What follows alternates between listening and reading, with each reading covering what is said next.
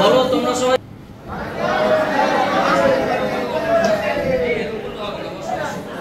পরে তোমাদের ক্লাস শেষে পরিচয় করে দেবো। তোমাদের কোন স্কুল? বিকাশ মিশন।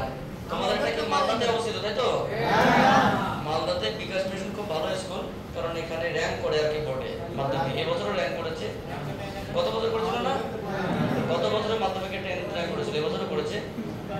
সো কে করেছে তার সঙ্গে আমরা একটু পরিচয় করে দেবো পরে। তোমরা এখানে বোর্ড র্যাঙ্ক স্টুডেন্ট দেখতে পাবে। তো প্রশ্ন হচ্ছে কি, তোমরা সবাই ভালো আছো তো? তো আমরা একটু কিছু আলোচনা করি, আবার আলোচনা মানে দেখিয়ে দেবো, ঠিক আছে? তোমাদের সঙ্গে পরিচয় করে দেবো, টেনশনের কোনো কারণ নেই। বা যারা ভিডিও দেখছে তাদেরকে বলবো, তোমাদের যদি কোনো জায়গায় বুঝতে সমস্যা হয় তোমরা সেটা আমাকে কমেন্ট সেকশনে জানাবে, আমি সেগুলোকে রিকভার করার চেষ্টা করবো। আজকে আমরা কি করব? ঘর্ষণ বা ফ্রিকশন, তাই তো? যদিও আমি জানি যে ফ্রিকশন তোমাদের হয়ে গেছে এবং কমপ্লিট হয়ে গেছে, শুধুমাত্র ভিডিও বার্তা উদ্দেশ্যে আমরা সমস্ত ম্যাথামেটিক্সগুলো আবার আমরা ডিসকাস করবো আর কি। তো আমাকে একটা তোমরা এই বই দাও আর একটা তেলের ব্যবস্থা করে দাও।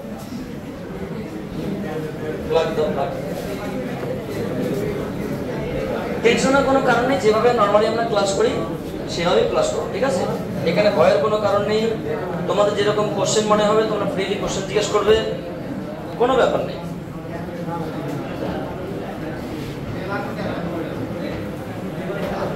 আচ্ছা, ঘর্ষণ চ্যাপ্টারটা বের করো একটু, এমসিকিউ পার্টটা সলভ করবো আজকে।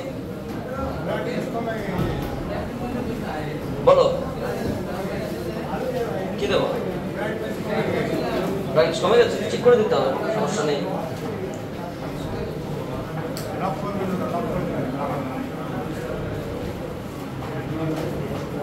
আর হবে না, সমস্যা নেই। সো বিষয় হচ্ছে কি, ঘর্ষণ চ্যাপ্টারটা স্টার্ট করব।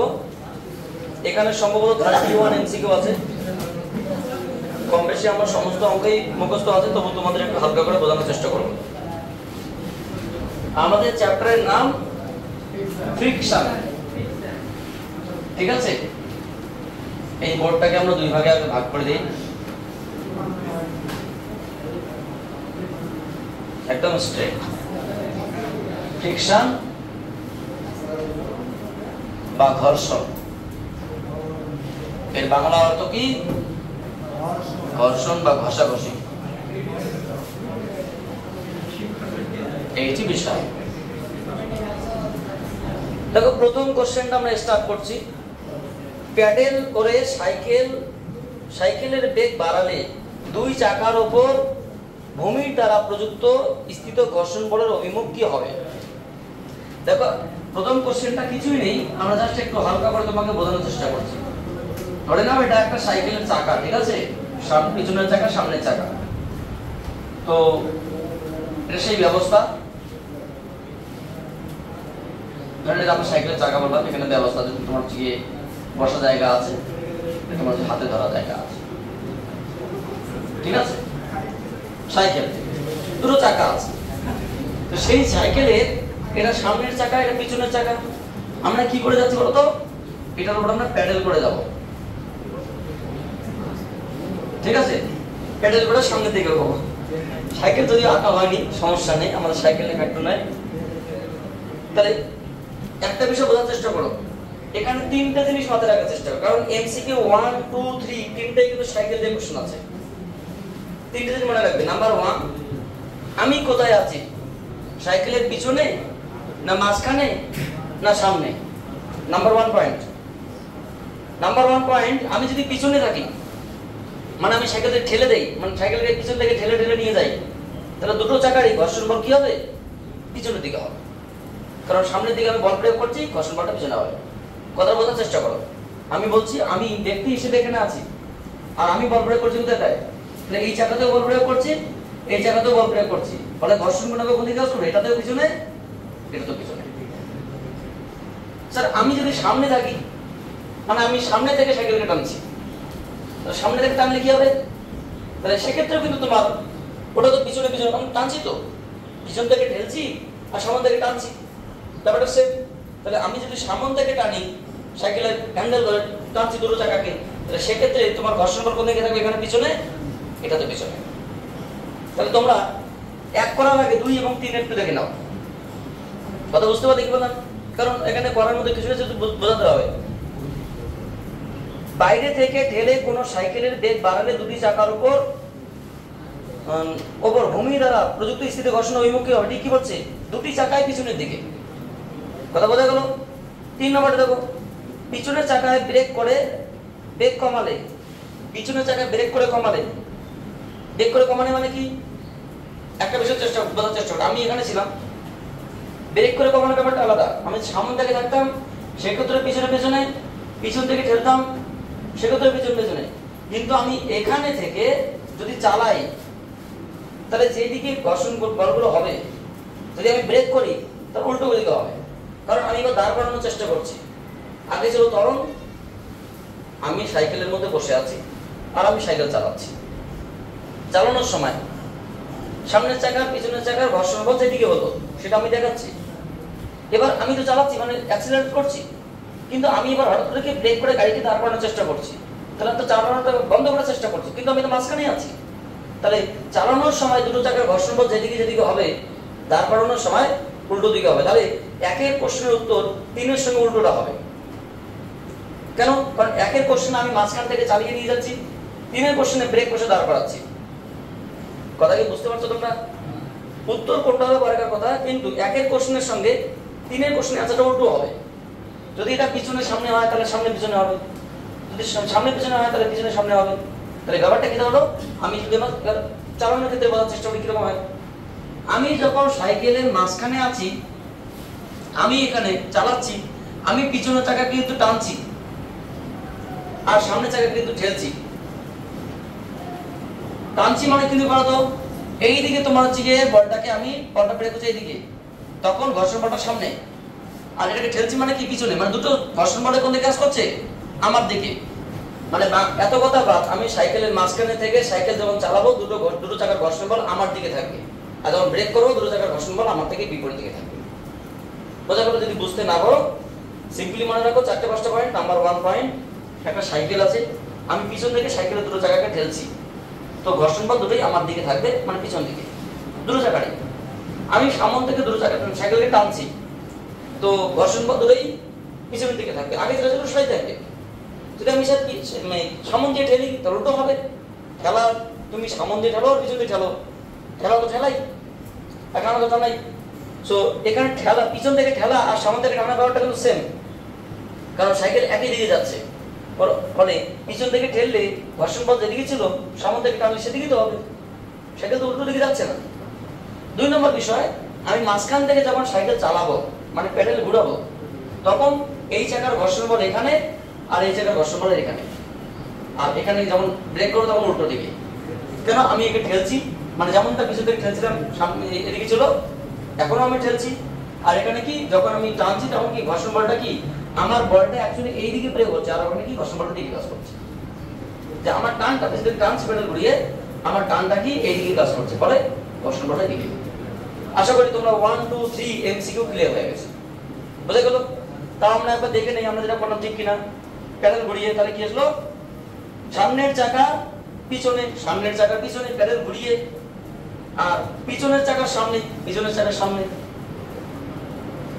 2 নম্বর কি বলছে? বাইরে থেকে ঠেলে, আর বাইরে থেকে ঠেলে সাইকেলের বেগ বাড়ালে, বেগ বাড়ালে তো ব্যাপারটা বুঝতে পারছো, যদি পিছনে পিছনে হবে। অপশন ডি, 2 চাকার পিছনের দিকে হবে। এমসিকিউ নাম্বার 3, মানে এগুলো অ্যাকচুয়ালি কি তোমাদের বইয়ে আছে, বইয়ে একটু দেখে নেবে, আমাকে এগুলো জাস্টিফাই করার কোনো ব্যাপার নেই। তোমাদের এমসিকিউ 1, 2, 3 কি ক্লিয়ার হয়েছে? এবার আমি তোমাকে বলবো 1, 2, 3 এর পাশাপাশি তোমরা এবার একটা এমসিকিউ নাম্বার 5টা আগে দেখে নাও, কারণ এটা ওই ক্যাটাগরি কোশ্চেন। তারপরে আমরা ম্যাথমেটিক্স এর দিকে আসার চেষ্টা করছি, কারণ বাকি কোশ্চেনগুলো ম্যাথমেটিক্স এর। 5 নম্বর কোশ্চেন কি বলছে? একজন লোক পশ্চিম দিক থেকে পূর্ব দিকে হাঁটছে। একজন লোক পশ্চিম দিক থেকে, এক্ষেত্রে ঘর্ষণ বল কাজ করবে উত্তর পশ্চিম দিকে পূর্বই হবে। ধরে নাও একজন লোক হাঁটছে, এটা তার ভূমিতল, এটা তার অবিলম্ব, একটা তার শরীরের সঙ্গে অবিলম্ব। কোন একটা ঠ্যাং ধরে নাও এইভাবে আছে, কোন ঠ্যাং ধরে এইভাবে আছে, এইভাবে আছে, সে এইভাবে আছে, এটা ঠ্যাং আছে। যখন এটা পিছনের পাটা, যখন কোনো একটা হাত বেঁধে আমি দাঁড়িয়ে আছি, স্টেপ নিয়ে আসি এখানে, তাহলে আমার এই যে পিছনের পাটা, ডান পা বাম পা নয়, পিছনের পার উপর ভর দিয়ে আমি কিন্তু সামনের দিকে এগোচ্ছি। তাহলে পিছনের পার উপর ভর দিচ্ছি মানে আমি পিছনের দিকে বল ব্রেক করছি। ফলে মাটি এবং আমার পায়ের যে পাদদেশ আছে তাদের ঘর্ষণ, মানে তাদের মধ্যে ঘর্ষণ বলটাকে আমার সামনের দিকে কাজ করে, কারণ আমি বলটা ব্রেক করছি কোন দিকে? পিছনে। যেহেতু এই ঠ্যাং দ্বারা বলটা পিছনের দিকে ব্রেক করা হয়, তাহলে মাটি এবং এর মধ্যে ঘর্ষণ বলটা কোন দিকে কাজ করবে? তার মানে যেটা দাঁড়ালো এখানে, ব্যক্তিটি যেদিকে হাঁটছিল সেদিকে উত্তর। কোন দিকে হাঁটছিল প্রথমে? সো অ্যানসার কি হবে? কোশ্চেন দিকে করবে হবে। তাহলে এমসিকিউ 1 2 3 4 3 এবং 5 হয়ে গেছে। আমরা 4 থেকে স্টার্ট করছি লেখালেখি। আপনারা বুঝতে পারছেন সবাই? এখানে কোনো তাড়াহুড়ো নেই, কোনো চাপের কারণ নেই, কারণ এগুলো খুব সুন্দর কোশ্চেন। কোশ্চেন একটা সুন্দর কোশ্চেন, এগুলো একটু লজিক্যাল কোশ্চেন, লজিস্টিক কোশ্চেন। আমরা কি আলোচনা করছি? আমরা কোন বুক ফলো করছি বলো তো? এতক্ষণ থেকে আলোচনা করছি, হয়তো লোক ভাবে কোন বই রে ভাই। আমরা এখন ছায়া বুক ফলো করছি, রৌদ্র নয়। যেখানে কি আলোচনা করছি? MCQ multiple choice question, question number 4। একটু পড়া দেখি আছে। বলেছে এখানে পয়েন্ট 1 কেজি ভরের একটি ব্লকের উপর অনুভূমিক দিকে 5 নিউটন বল প্রয়োগ করে একটি ব্লকে দেওয়ালের গায়ে চেপে ধরা হয়েছে। ধরে নাও এই যে একটা ব্লক দেওয়ালের গায়ে চেপে ধরেছি, এইটার ভর কত? Point 1 KG. কত বল প্রয়োগ করেছি? 5 নিউটন। আচ্ছা, চেপে ধরা হলো। ব্লক এবং দেওয়ালের মধ্যে ঘর্ষণ গুণাঙ্ক 0.5। তবে ব্লকের উপর ক্রিয়াশীল ঘর্ষণ বলের মান কত? এখানে আমি একটা দেওয়াল নিলাম, ক্লিয়ারলি বোঝার চেষ্টা করো। এখানে একটা দেওয়াল নিলাম, দেওয়ালের উপর এখানে একটা বস্তুকে আমি চেপে ধরলাম, এইভাবে চেপে ধরলাম। কত বল দিয়ে? তোমাকে যদি প্রশ্ন করা হতো, ওখানে তো প্রশ্ন নয় যে দেওয়াল দ্বারা ব্লকের উপর ক্রিয়াশীল বল কত, এটাই হতো। আচ্ছা, কত বলে প্রয়োগ করা হয়েছে? 5 নিউটন। তাহলে যদি ক্রিয়াশীল বল 5 নিউটন হয়, তাহলে প্রতিক্রিয়া বলটাও যদি আমরা এক প্রাইম বলি, এটা 5 নিউটন হবে। তাহলে কোন অঙ্কে আছে যে দেওয়াল দ্বারা প্রযুক্ত বল কত? একটা অঙ্কে আছে, তোমাদের এমসিকিউ আছে যে দেওয়াল দ্বারা প্রযুক্ত বল কত, যেটা প্রয়োগ করে ওটাই आंसर। মানে এমসিকিউ নম্বর তোমাদের এখানে দেখতে ওই 22 নম্বর এমসিকিউ, মানে এটা অঙ্ক করার দরকার নেই, যেটা आंसर। কোশ্চেন কত দিয়েছে? 12 নিউটন বল প্রয়োগ করেছে, উত্তর 12 নিউটনই হবে। বুঝা গেল? সো তোমরা এই কথাটা মাথায় রেখে এমসিকিউ নাম্বার 22 দেখো, পরবর্তীতে আমরা যদি এটা আলোচনা করব এমসিকিউ 22, মানে এই জিনিসটাই आंसर, ওখানে অঙ্ক করার ব্যাপার নেই। এবার বস্তুর একটা ভর আছে, এম কত দিয়েছে? 0.1 কেজি, ঠিক আছে। আর এদের মধ্যে ঘর্ষণ গুণাঙ্ক কত? ঘর্ষণ বলটা কোন দিকে কাজ করবে? উপরের দিকে। তো ঘর্ষণ গুণাঙ্ক মিউ এর মান কত? 0.5 ব্যাকের 2। আচ্ছা, আর ঘর্ষণ বলটা কোন দিকে কাজ করে? উপরের দিকে। ওরা কি চেয়েছে? ব্লক ও দেওয়ালের মধ্যে ঘর্ষণ গুণাঙ্ক এত হলে ব্লকের উপর ক্রিয়াশীল ঘর্ষণ বলের মান কত? ব্লকের উপর ক্রিয়াশীল ঘর্ষণ বলের মান, মানে এটার মান ওরা চেয়েছে। এখানে একটা ট্রিক্সের ব্যাপার আছে, এটা ওরা চেয়েছে। আমরা প্রথমে ভাবতে পারতাম কি যে এই বলটার মান হবে F সমান সমান মিউ n, মানে তোমার হচ্ছে কি মিউ তো তোমার দেওয়া আছে, n মানে এটা, তার মানে তোমার ভর কত? 2.5। মানে বাংলা কথায় আমরা যেটা ভাবছি এখানে যে স্যার আমরা তো জানি ঘর্ষণ বল লম্ব প্রতিক্রিয়া বলের সমানুপাতিক, এবং F সমান সমান মিউ n। মিউ তো আপনি বলছেন 0.5 মানে হাফ, আর n তো এখানে আমরা n মানে F এর সমান, এটা তো কার সমান? এটা তো n। সো 5, সেখানে आंसर কত হওয়ার কথা? 2.5 নিউটন। কিন্তু 2.5 নিউটন आंसर হবে না। কেন হবে না? কারণ উপরের দিকে ঘর্ষণ বলটা কত? 2.5, নিচের দিকে ওজন কত? 0.1। এই যে উপরের দিকে বাধাটা এর জন্য তো সৃষ্টি হচ্ছে না, এর জন্য সৃষ্টি হচ্ছে যেহেতু এই মানটা অনেকটাই বেশি, তাহলে এই বলটা ফ্যাক্টর নয়, এই ওজনের জন্য যে বলটা সৃষ্টি হবে সেটাই বিরুদ্ধ বল, মানে জাস্ট স্থির রেখেছে। যদি এমন হতো কোনো একজন ব্যক্তি কোনো একটা বস্তুকে চেপে ধরে রেখেছে, তারপরে সে ঘষতে ঘষতে নিচের দিকে নামছে বা উপরের দিকে উঠছে, তাহলে এই বলটার উপর ফ্যাক্টরটা হতো, মানে এই বলটা এখান থেকে আসতো। চিহ্নটা চেপে ধরে রেখেছি, সরছেও না, ফিক্সড। ফলে এই ওজনের জন্য এই বলটা সৃষ্টি হবে, কিন্তু এই বলটা এখন বেশি আছে, বলটা কম আছে, তাহলে এখন ঘর্ষণ বলটা এইটুকুর জন্য কত হবে? এখানে যদি আমরা বলি F বা F1 যদি বলি ঊর্ধ্বমুখী বল, F1 সমান কত? F1 সমান তোমার হচ্ছে কি mg। m এর মান কত? 0.1 আর g এর মান কত? 9.8। সো 0.98 এত নিউটন এর অ্যানসার হবে। যদি ব্লকটি তোমার হচ্ছে কি দেওয়ালের মধ্যে থেকে গতিশীল হতো উপরে বা নিচে, তবে আমরা লম্ব বলটাকে এখানে ভাবতাম। এখানে গতিশীল নয়, স্থির হয়ে আছে। প্রথম কথা, এই বলটা এতটাই বেশি, এই 5 নিউটন বলটা এতটাই বেশি যে ঊর্ধ্বমুখী যে ঘর্ষণ বল সৃষ্টি হচ্ছে এর জন্য, সেটা কি নিম্নমুখী বলটা এই বলটার জন্য এটা কোনো প্রভাবই করছে না। জাস্ট এই নিম্নমুখী ওজনের জন্য একটা ঘর্ষণ বল ফিল করছে। ওজনের ধরুন বলো, বলো। হ্যাঁ,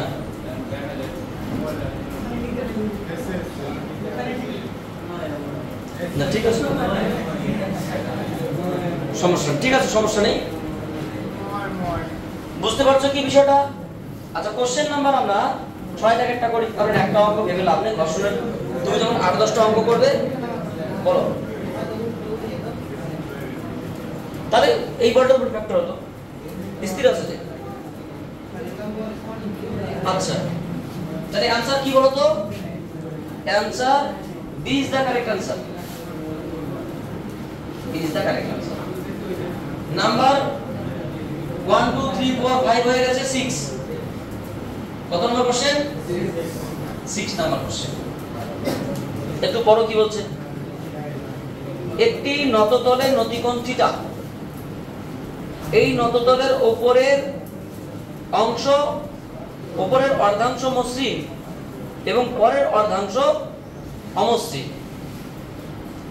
একটি বস্তুকে নততলের শীর্ষ থেকে স্থির অবস্থায় ফেলা হলো, সেটি নততল বরাবর নততলের পাদদেশে এসে স্থির হলো। ব্লক এবং নততলের নিম্নাংশে ঘর্ষণ গুণাঙ্ক কত হবে? দেখো, প্রথম কথা হচ্ছে কি আমাদের যেটা বুঝতে হবে, এটা একটা নততল। অঙ্কটা খুব সুন্দর প্রশ্ন।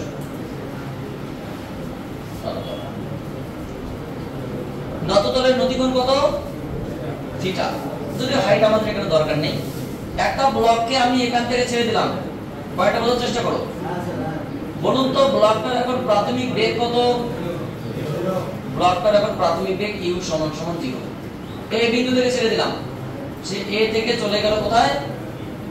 মানে প্রথম অর্ধাংশ, এটা অর্ধেক ভাগে ভাগ করা, এটা কত বলো তো? এটা কি মসৃণ।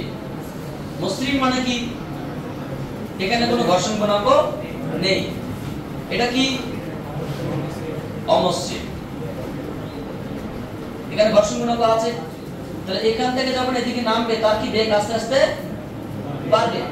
যখন সে পয়েন্ট বি পয়েন্টে আসলো, তখন তার বেগ কিন্তু ম্যাক্সিমাম হয়ে গেল। ঠিক আছে, বি পয়েন্টে বেগ কি হয়ে গেল? ম্যাক্সিমাম হয়ে গেল। এবার যখন আসতে স্টার্ট করলো, বেগটা কি আস্তে আস্তে কমতে স্টার্ট করলো, এবং কমতে কমতে এখানে কত হয়ে গেল? আবার 0 হয়ে গেল।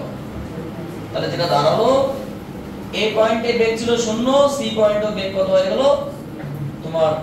ডি এর মান যদি আমরা 0 বলি, ডিসি মানটাও তোমার 0, আর ডিবি মানটা সাপোজ বি। প্রথমে সে ত্বরণ নিয়ে আসছে, পরে সে মন্দন নিয়ে নেমেছে। প্রথম ত্বরণটা ছিল মসৃণ, পরেরটা ছিল অমসৃণ। এখানে ঘর্ষণের কোনো হিসাব নিকেশ হবে না, এখানে হিসাব নিকেশ ভালোভাবে হবে। বুঝা গেল কি বললাম? তাহলে আমার প্রশ্ন, এখানে যখন নিচের দিকে নামবে, কোনো একটা মুহূর্তে আমি হিসাব করছি, ধরুন আমি বললাম এইটুকু দূরত্ব s, এইটুকু দূরত্ব s, 2s বলতে পারি। অর্ধাংশ অর্ধাংশ মোট যদি 2s বলি, তাহলে s s করে আসলো। এবার যে বিষয়টা দাঁড়ালো, প্রথমে আমরা কি বলবো? a থেকে b যাত্রায়। কোন যাত্রায় স্যার? a থেকে b যাত্রায়। বলুন তো, বলটা যখন এখানে ছিল, তখন নিম্নমুখী বল কত? নিম্নমুখী বল বা নিম্নমুখী ত্বরণ কত? g। বল ছিল mg, ত্বরণ g। তাহলে এই অ্যাঙ্গেলটা থিটা হলে এই অ্যাঙ্গেলটা কত হয়? তাহলে এদিকে কত বল কাজ, কত ত্বরণ কাজ করে? g cos এর লাগা cos কারা sin। তোমরা কি সব ঘুমিয়ে গেছো নাকি? কথা বলছো না? এদিকে কি লাগা cos আচ্ছা এদিকে দন্তের না যদি এখানে অঙ্ক বল আমাদের দরকার পড়বে না আর ঘর্ষণ বলতে এখানে নেই স্যার এখানে একটা কোন থেকে মসৃণ বলা আছে ঘর্ষণ কোথা থেকে আসে মসৃণ মানে নেই তাহলে আমরা a থেকে b যাত্রা দেখলাম কি জানি বলতো b square equals to u square plus 2as b square equals to u square plus 2a অন্তিম বেগ কত b square equals to 0 square plus 2 এর জায়গায় কি এর জায়গায় g sin theta into s so g square equals to 2gs sin theta বা আমরা যদি মনে করি যে v দরকার আছে so 2gs into sin theta এইটুকু আশা করি তোমরা বুঝতে পেরেছো এবার আমরা সেকেন্ড পার্টে দেখার চেষ্টা করছি b থেকে c যাত্রায় আচ্ছা বলুন তো স্যার এখানে b থেকে c যাত্রায় কি নিয়ে চলবে মন্দন কেউ কি আমাকে বলতে পারো মন্দনের রাশিমালা কি যেমন ত্বরণ এখানে g sin theta g না sin theta মানে mu cos theta না mu cos theta মানে sin theta তুমি যেটা বলছো ত্বরণ বলছো আর বলছো মন্দন বুঝতে পারলে কি বললাম যখন কোন একটা বস্তু ও ঠিকই বলেছে কোন একটা বস্তু ঘর্ষণ তল বরাবর নিচের দিকে নামে তখন কত ত্বরণে নামে সেই ত্বরণের রাশিমালা আমরা বের করতে পারি তোমাদের বইয়েও ক্যালকুলেশন করা আছে যখন এদিকে নামে ঘর্ষণ অবস্থায় তখন কি হয় নিম্নমুখী ত্বরণ কত হয় a সমান সমান g sin theta minus mu cos theta তোমরা এটা বই দেখে নেবে কিন্তু আমাদের ক্ষেত্রে কি হচ্ছে মন্দন বা আমরা চিহ্ন নেগেটিভ করতেই পারি এখানে ওটাই রাখলাম তাহলে এখানে কত হবে বলতো এখানে এর জায়গা হবে g mu cos theta minus sin theta কারণ এটা মন্দন নট ত্বরণ আস্তে আস্তে কি হবে এক সময় শূন্য হবে তাহলে বলতো আমরা কি বলবো এখানে bc square minus bc square equals to bb square plus 2as plus কেন হবে মাইনাস কারণ আমরা চিহ্ন তো বসিয়ে দিয়েছি আচ্ছা বলুন তো এখানে অন্তিম বেগ কত 0 প্রাথমিক এখানকার বেগ কত vb টা কার সমান এটা কার সমান vb এর সমানটা vb তুমি v বলা যাই বলো এটা কত হবে তো আচ্ছা vb রাখছি আমি vb স্কয়ার সমান 2a কত এখানে হবে g mu cos theta minus sin theta into s তাহলে যেটা দাঁড়ালো vb square is equal to 2g into mu cos theta minus sin theta একটু হেল্প করো অঙ্ক হয়ে যাবে টেনশনের কোনো কারণ নেই আচ্ছা এবার বলো তো vb স্কয়ার জায়গায় আমি কি বসাবো এই মানটা বসাবো so 2gs into sin theta সমান 2gs mu cos theta minus sin theta so 2gs কেটে দাও তাহলে sin theta is equals to mu cos theta minus sin theta so আমরা কি লিখব এই পরের line 2 sin theta equals to mu cos theta বা tan theta equals to mu by 2 কি দেওয়া আছে आंसर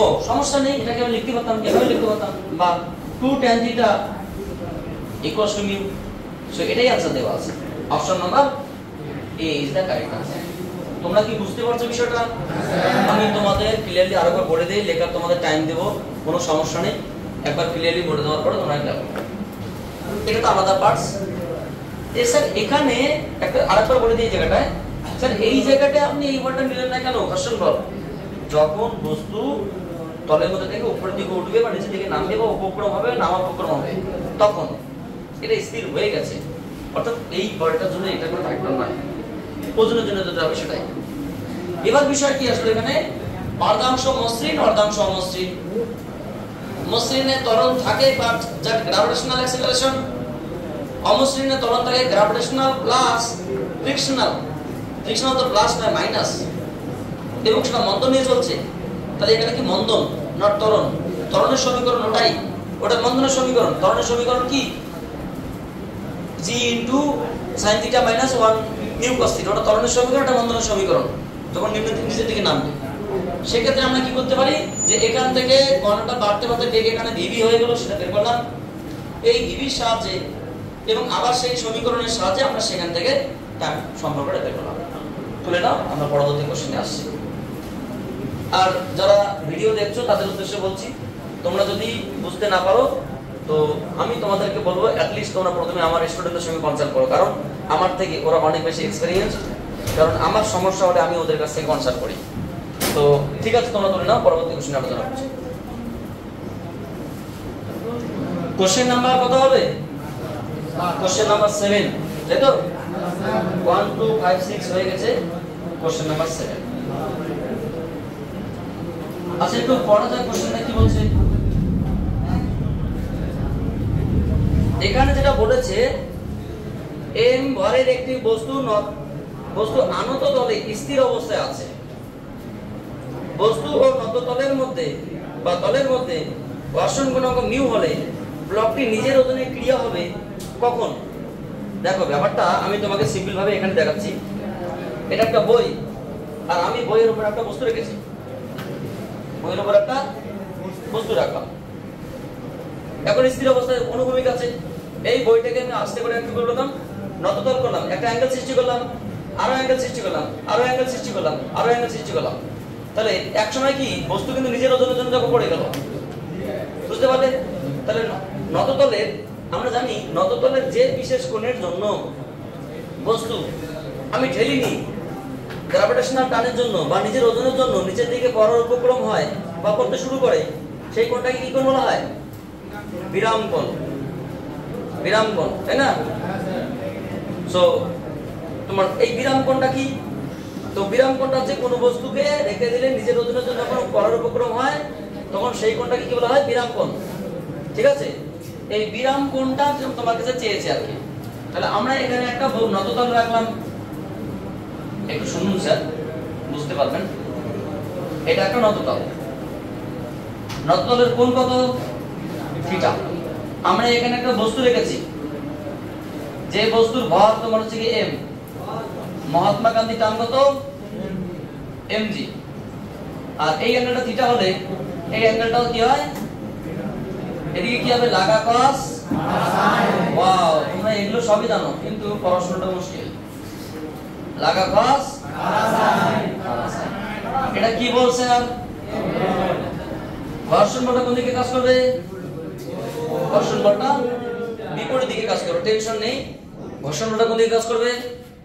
ঘর্ষণ বলটা বিপরীত দিকে কাজ করবে।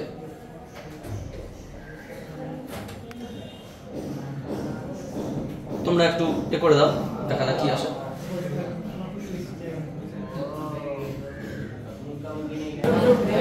সো এখানে কি দাঁড়ালো?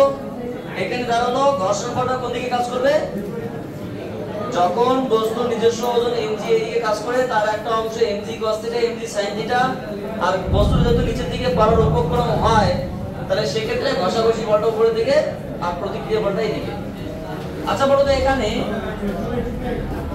যখন যখন স্থির অবস্থায় জাস্ট পড়ার উপক্রম হচ্ছে, যখন পড়ার উপক্রম জাস্ট রেডি, সেই মুহূর্তে যা স্থির অবস্থা এই বলটা এবং এই দুটি বল, সো আমরা বলতে পারি F সমান সমান mg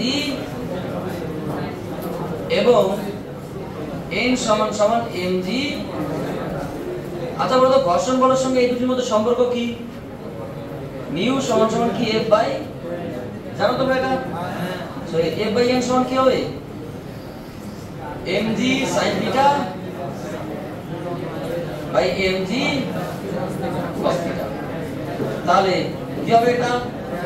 just tan θ। So mu এর মান কি হওয়ার কথা? তাহলে tan θ ইকুয়ালস টু মিউ বা θ equals to tan inverse mu. বিষয়টা বোঝার চেষ্টা করো তুমি। এটা কি জাস্ট স্থির। যদি বস্তুকে ফেলতে হয় অ্যাঙ্গেলটা কি করতে হবে? তার থেকে একটু বেশি করতে হবে। যদি এই কোণটা বা নতি কোণের মান, এই বিরাম কোণের মান থিটার থেকে একটু হালকা বড় হয় এর থেকে, তাহলে কি হবে? বস্তুর নিজের ওজনের জন্য পড়তে শুরু করে, মানে অ্যানসার কি হবে? এটা আমরা জাস্ট দাঁড়িয়ে আছে, জাস্ট লাস্ট মোমেন্ট। পড়বে কি এর থেকে যত অ্যাঙ্গেল বেশি করা হবে তখন পড়বে। সো অপশন কি হবে? ওই কখন বন্ধ করেছে?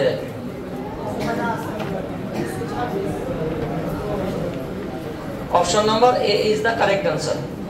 আমরা 8 নম্বর কোশ্চেনটা করব। এটা অত্যন্ত গুরুত্বপূর্ণ কোশ্চেন, মানে এমনিতেই আনসার দেখে হয়ে যাবে কিন্তু অনেকটা লজিস্টিক কোশ্চেন আছে। এটা করার পরে দরকার আমরা পরবর্তী কথা ভাববো। 8 নম্বর কোশ্চেনটা একটু পড়া যাক। কোশ্চেন নাম্বার 8 কি বলেছে স্যার? একই রকম কোশ্চেন নাম্বার 8 কিন্তু অত্যন্ত গুরুত্বপূর্ণ। অ্যানসার এমনি মুখে মুখে হয়ে যাবে কিন্তু ফিজিক্যালি বা ম্যাথমেটিক্যালি একটু আলাদা। একই রকমের বস্তু এ ও বি, একই প্রকৃতির ও একই উচ্চতা দুটি নততল থেকে নিচের দিকে গড়িয়ে পড়ছে। একটির নতিকোণ 30, অপরটির নতিকোণ 60। আমি তোমাদের উদ্দেশ্যে বলছি, তোমরা আমাকে বলো তো এমন কোন নততলকে আঁকা সম্ভব যাদের দুটির হাইট সমান, দুটির হাইট সমান, আবার প্রত্যেকের নতিকোণ কিন্তু আলাদা। তাহলে এই অ্যাঙ্গেলটা তোমার 60 ডিগ্রি 30 ডিগ্রি হয়, তো এই অ্যাঙ্গেলটা কত? 60 ডিগ্রি। তাহলে নিঃসন্দেহে এই দূরত্বটা কিন্তু সমান নয় প্রথমত। কথা কি বলে বুঝতে পারলেন? এই অ্যাঙ্গেলটা কত? 60 ডিগ্রি। পয়েন্টটা বোঝার চেষ্টা করো, আমি আবার বলছি। দুটি একই রকমের এ ও বি, একই প্রকৃতির উচ্চতার, মানে একই লেভেলের বস্তু নিচের দিকে গড়িয়ে নামছে আর কি। তাহলে এখান থেকে একটা বস্তু নামছে, এদিকে নামছে, এই বস্তুটার নাম এ। এখানে একটা বস্তু নামছে, এই বস্তুটার নাম বি। আমরা খুব ভালো করে বুঝতে পারছি বস্তু যদি ভর সমান হয়, সবের সমান হয়, ঘর্ষণও সমান হয়, তাহলে এটা আগে নামবে, এটা পরে নামবে। এমনিতেই বুঝতে পারছি। ম্যাথমেটিক্যালি কি করে সম্ভব? একটু ম্যাথমেটিক্যালি দেখার চেষ্টা করি। তাহলে ব্যাপারটা হচ্ছে কি, এইটুকু ডিসটেন্স আর এই ডিসটেন্স কি সমান? Definitely not. কারণ একই হাইটে 30 ডিগ্রি 60 ডিগ্রি, তুমি আমাকে এঁকে দেখাও যে সমান দূরত্বের কোন দুটো নততল অঙ্কন সম্ভব? অসম্ভব, কখনো হবেই না। সো এখান থেকে পৌঁছানোর সময় আমরা বললাম এখানকার পৌঁছানোর সময় টিএ, এখানকার পৌঁছানোর সময় কি টিবি। তাহলে টিএ বড় না টিবি বড়? টিএ বড়, তাই তো? তাহলে এখানে যারা বলেছে যে নততল দুটির প্রধাংশ পৌঁছতে কে আগে পৌঁছবে আর কি, এখানে বলো। প্রথমে বস্তু দুটি কি ছিল? স্থির। যখন নিচের দিকে নামে কত ধরনের নামে সে? জি sin থিটা। এটা কত ধরনের নামে? জি sin থিটা। কি ঘর্ষণ? আচ্ছা, এই দূরত্বটা কত? s1। এই দূরত্বটা কত? s1 s2 কি সমান? Definitely not. এই হাইট কত? এই হাইট কত? এবার তুমি বলো এই এক্স্যাক্টলি s1 কত? আমরা জানি h বাই s1 লম্ব বাই অতিভুজ সমান সমান sin 30। সো s1 সমান কত? h বাই sin 30 বা 2h। s1 টা কি h এর দ্বিগুণ? হ্যাঁ, আমরা এটা জানি। কিন্তু এখানে তুমি বলো h by s2 sin 60। So s2 কত? s2 মানে h বাই sin 60 বা h বাই √3/2, মানে কি আসলো? 2h by. আচ্ছা বলো তো 2h বড় না 2h বাই √3 বড়? নিঃসন্দেহে এটা বড়, এটা ছোট। আমরা এটা বলতে পারি যে যেহেতু s1 এখানে s1 s2 থেকে এমনিতেই বড় পিকচারে। হাইট সমান বলেছে, অ্যাঙ্গেল আলাদা বলেছে, তো দূরত্ব কি করে সমান হয়? Definitely not. এবার একটা প্রশ্ন, এই পয়েন্ট থেকে এই পয়েন্টে নামতে আমরা কি জানি বলো তো? কত সময় লাগবে আমরা কি জানি? s ut plus above 80 square. এখানে s কত? এখানে s বলতে s1 2h, s বলতে প্রাথমিক বেগ 0 প্লাস এটা কার ক্ষেত্রে বলতো? a বস্তুর ক্ষেত্রে আমরা হিসাব করছি। Half of g sin theta into ta তার হোল স্কয়ার। এখানকার টাইম কত? ta। তাহলে কি দাঁড়ালো বলতো? ta স্কয়ার সমান কি 4h by g sin theta. বুঝতে পারলি কিনা? বা ta সমান কি এটা ধরলো আগে। আচ্ছা এখানে কি লিখবো অনুরূপভাবে b তলের ক্ষেত্রে s equals to ut plus half of a square এখানে s বলতে তোমার কত 2h by root 3 R 0 plus half of g sin theta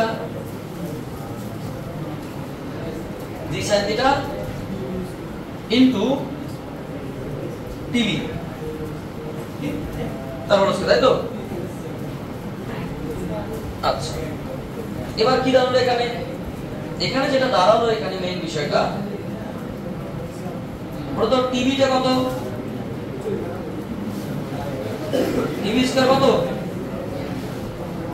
4h by root 3 into g sin theta ঠিক বললাম তো নাকি না নিচে হবে g sin theta g sin theta তুমি এমনি জাস্ট ক্যালকুলেশন করো TA বাই TV করো TA বাই TV তার হোল স্কয়ার AC করলে কি হবে বলো তো কেটে গিয়ে পড়ে যাবে কত জাস্ট 1 বাই √3 না 4h by g sin theta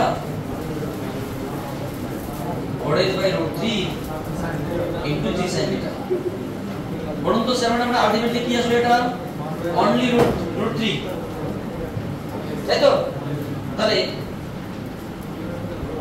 only root 3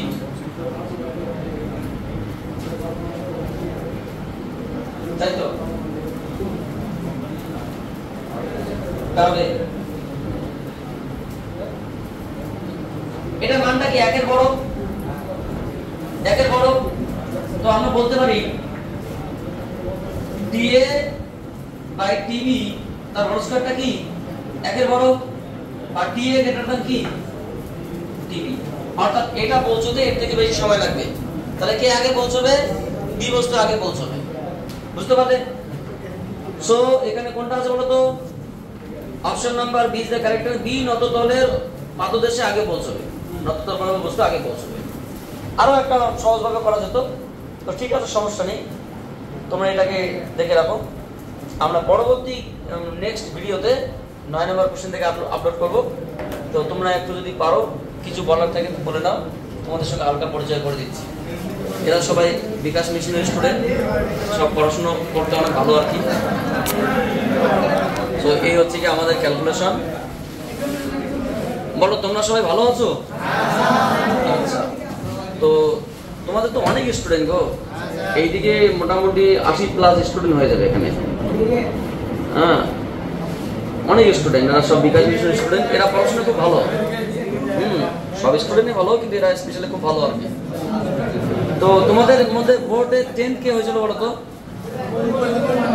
হয়েছে তুমি একটু দাঁড়িয়ে যাও না তুমি সামনে চলে আসো সমস্যা নেই চলে আসো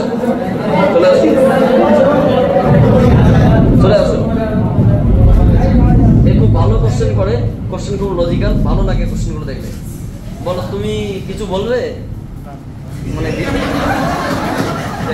ভিডিওর উদ্দেশ্যে কিছু বলবে না